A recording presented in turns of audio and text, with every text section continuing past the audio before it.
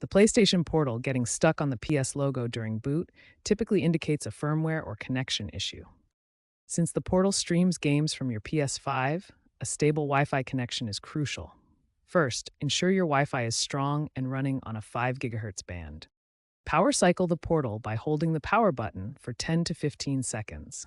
This forces a shutdown and can clear temporary glitches. If that doesn't work, try accessing safe mode. Press and hold the power button and the share button simultaneously. Safe mode allows you to reinstall the firmware, which can resolve a corrupted boot sequence. Remember, custom modifications, such as third-party chargers, can also cause problems, so stick to Sony-certified accessories. If basic troubleshooting fails, connect to the PS Remote Play app on a paired device. As of version 5.2 Plus, it includes an automated diagnostic tool that checks for firmware mismatches.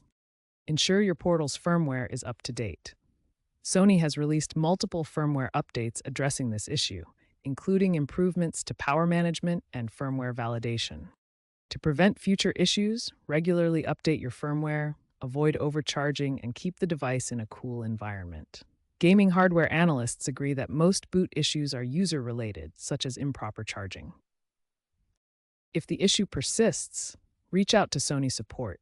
Contact them to avoid voiding your warranty, and remember that proper maintenance and adhering to official guidelines are essential.